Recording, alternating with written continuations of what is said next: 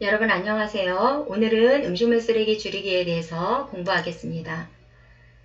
여러분 음식물 쓰레기를 분리수거한 경험이 있나요?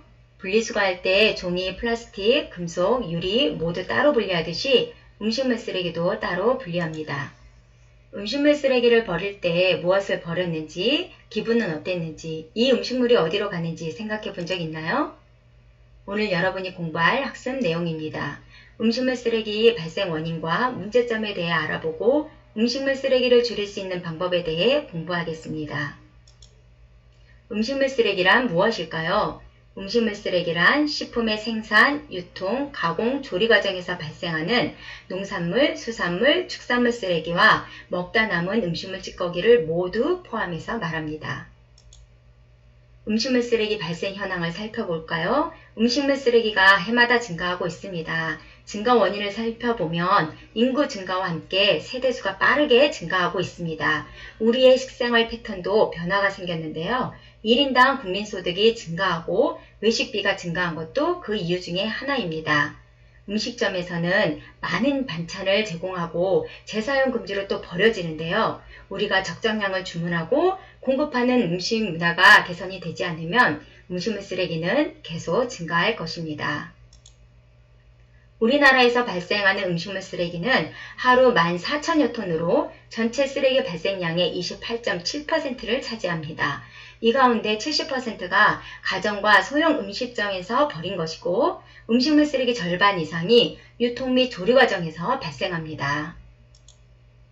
음식물 쓰레기 발생 원인에 대해서 알아보겠습니다.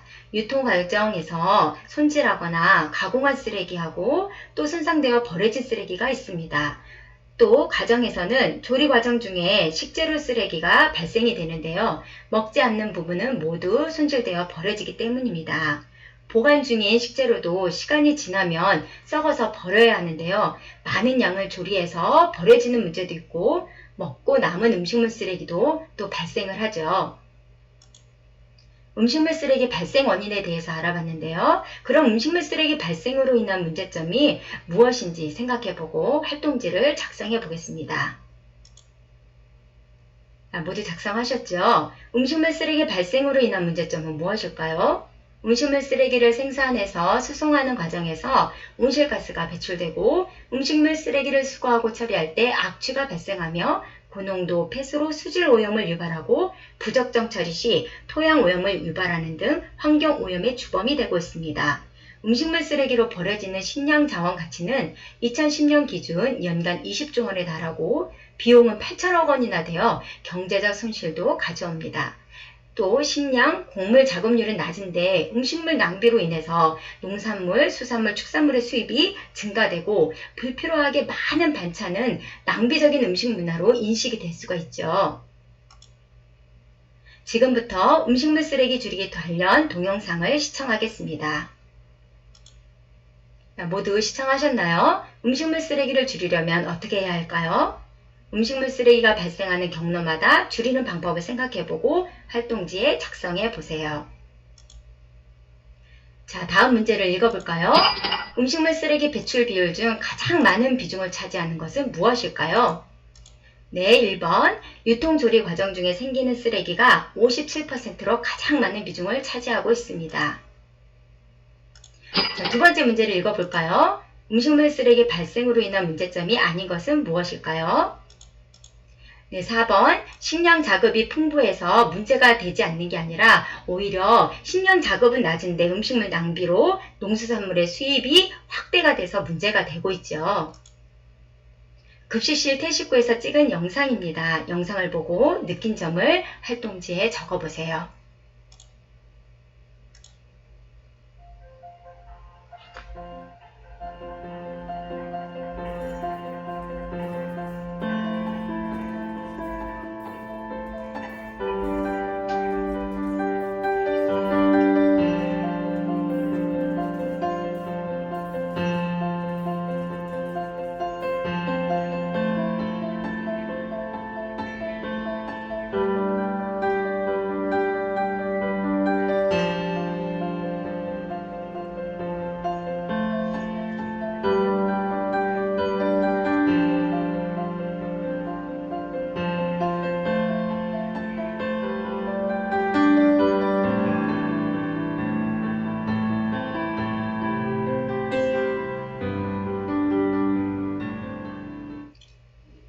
자, 영상을 모두 시청하셨나요?